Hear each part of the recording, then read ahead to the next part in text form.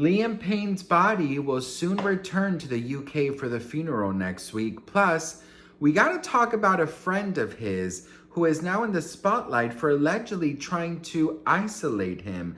We got to talk about this and a lot more. But before we get into it, hello, my name is Sebastian and I am your pop culture new best friend. I am covering all things pop culture, from the Diddy case to the Kardashians to the Biebers to Selena Gomez, and of course been covering Liam Payne's passing and all the things that have been surrounding it. And I just want to let you guys know, if you are new to my channel, we are covering it with the utmost respect. And I do like to give the disclaimer in every time I talk about Liam Payne, because I know that there's a lot of you guys out there who loves Liam, who loves One Direction, and who are very affected by this. And I want you to know you are in a safe place. We are not going to be trashing, or we're not going to be triggering or bringing up any darkness here. We are only giving you guys the update. So let's start off with, I mean, I guess you can call this good news in a weird way, but Liam Payne is set to be returning to the UK within 48 hours. This makes it almost 3 weeks after Liam Payne passed.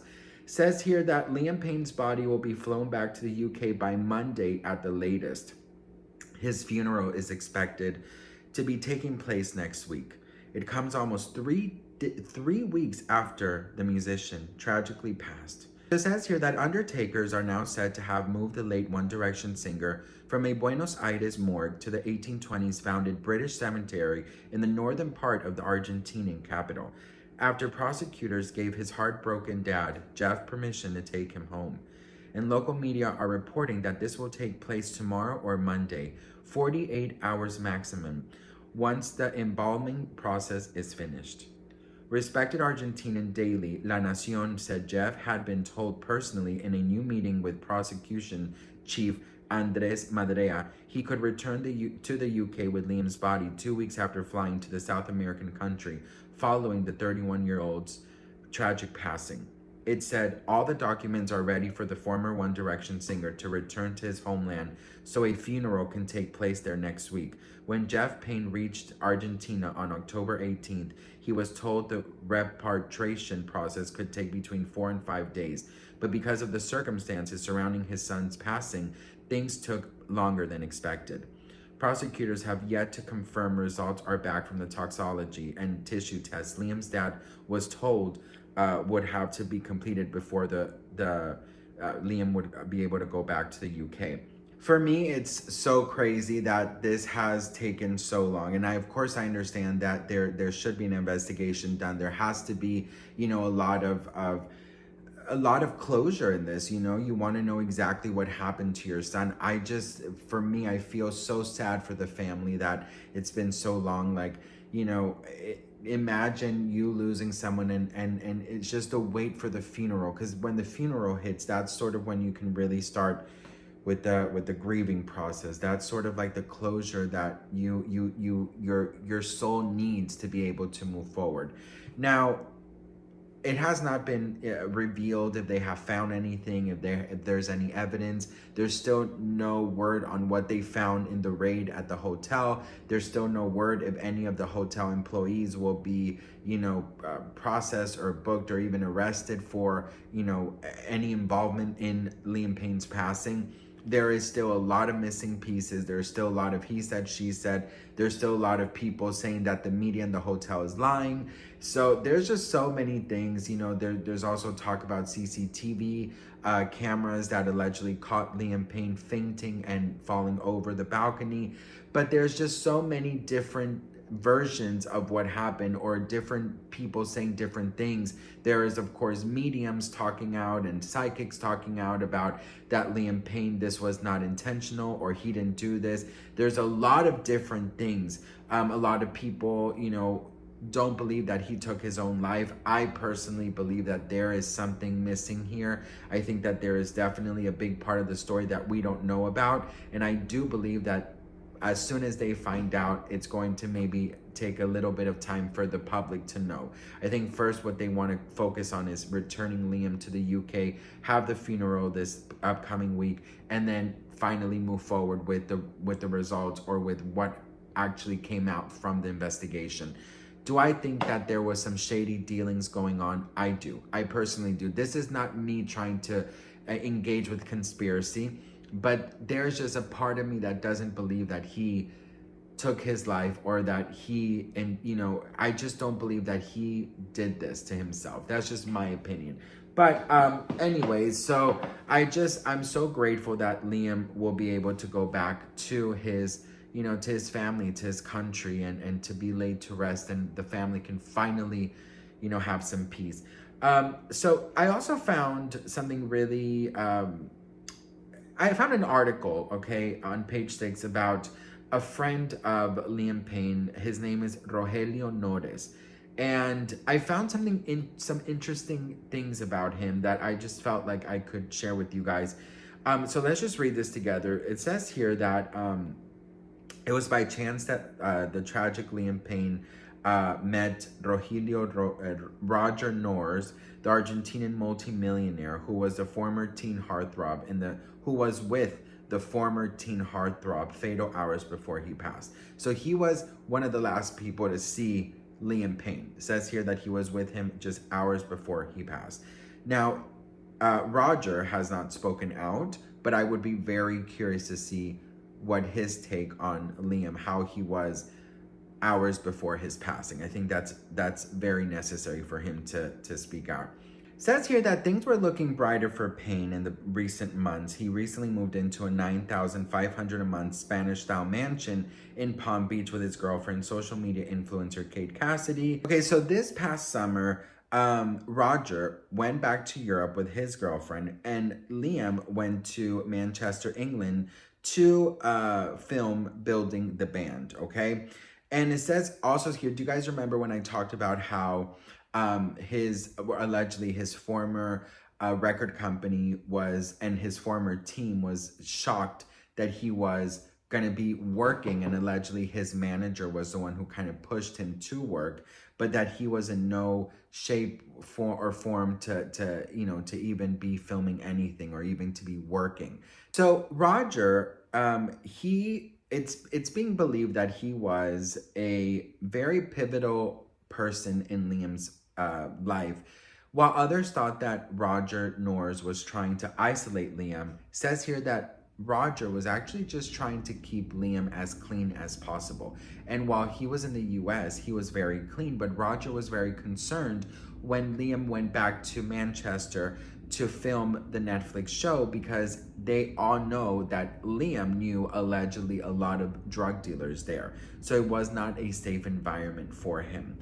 So apparently, allegedly, Roger thought that it was very, very important for him to reach out to Liam's family, as he allegedly didn't think that the UK was the right place for Liam to be, especially being sober and not falling into any temptations. So allegedly he wrote Liam Payne an email that Page 6 somehow got a hold of. In a note seen by Page 6, Norris emailed Payne's father and his management team in August and made his worries crystal clear, as the singer had only been clean for 4 months. He wrote, Liam stayed at my friend's ranch down in Palm Beach, and since the first day he arrived, he was monitored and treated by professional doctors who specialize in addictions. He stayed fully clean without access to any hard drugs during his whole stay.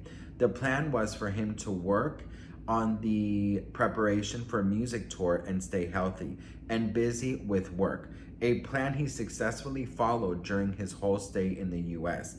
However, I'm really concerned for his well-being while he is out there, and I hope you can bring professional doctors to check on his health regularly as soon as possible, as I did while he was out in the US. I'm going to stay fully out of the picture and disconnected from now on, and I wish you all the best with Liam's health and career. As one of former colleagues said of Payne's Netflix deal, said, we were shocked. There was no way he was in any shape to do this.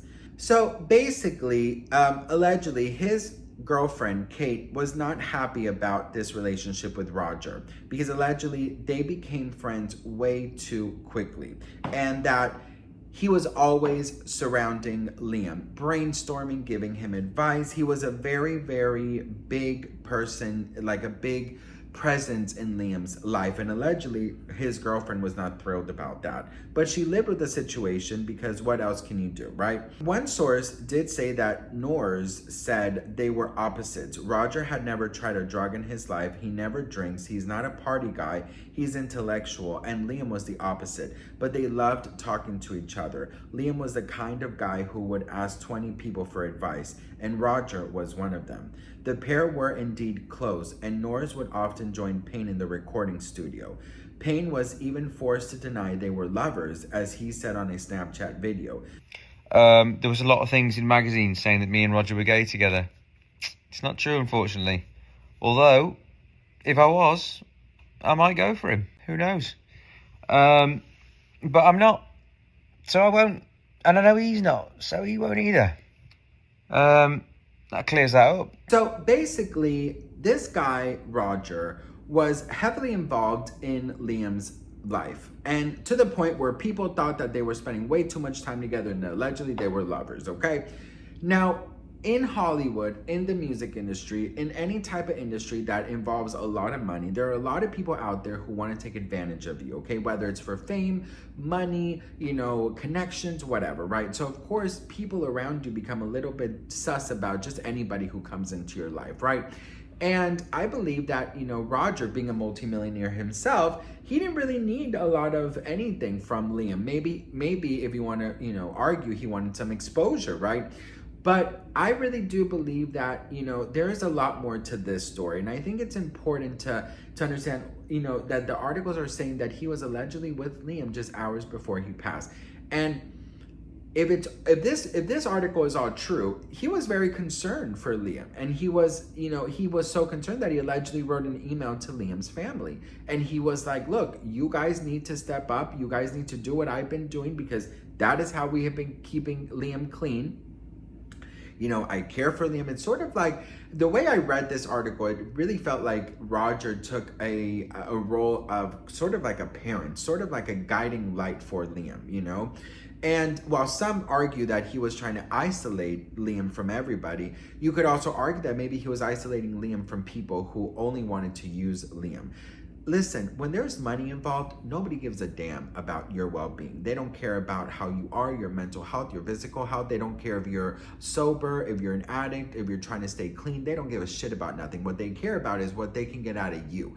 And that you guys know, it's the facts, okay? So I have a lot of intuition, and I don't see any negativity coming. Like, I don't feel negative energy from this guy, Roger. If it's true that he wrote an email, that takes a lot. That takes a good friend to reach out to the family. That takes a good friend to bring somebody and keep a close eye on them and make aware to people around him that I'm concerned. I think you need to step it up. Real friends do this, because other friends, they don't want, the friends that want you to stay that way so that they can get more out of you and it could be fun and you know, the party and the drugs and the alcohol, they don't want to tell nobody that you're struggling, because then they fuck up the party for you, right? So this guy saying, look, I'm going to stay out of it, but you guys really need to step up your game. I think that's a good friend. Of course, I don't know this man. Of course, I don't know his involvement, but I really do want to know what he had to say about Liam's final hours, because according to this report, he was with him just hours before he passed. So I'm very curious to see what this is all about. But what do you guys think? Let me know in the comments below.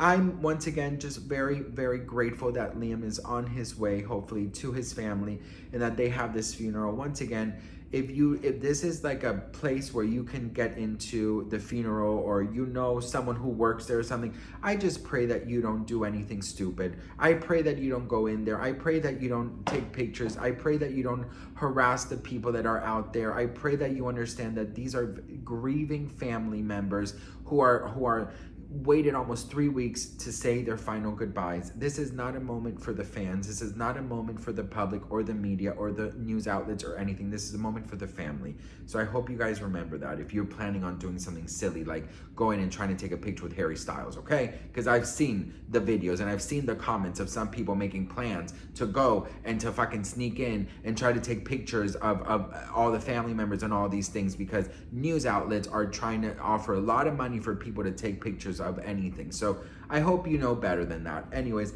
I love you all so much. I'm with you guys. I'm all constantly just praying for all of you guys who've been, you know, who grew up with Liam, who loves Liam, and who are grieving this. And I just wanted to end this video off by saying it is totally okay to grieve for someone that you've never met. I mean, I've seen so many people say like, oh my God, like, you know, you didn't know him personally. Listen, you do not need to know someone personally to love them, to grieve for them, to be sad over them, okay? This is something that affected you because they have been part of your lives forever and they represent your childhood. It is okay to shed a tear. It is okay to be sad. It is okay to grieve. So just letting you guys know that. I love you all and I will see you guys in my next video. Mwah.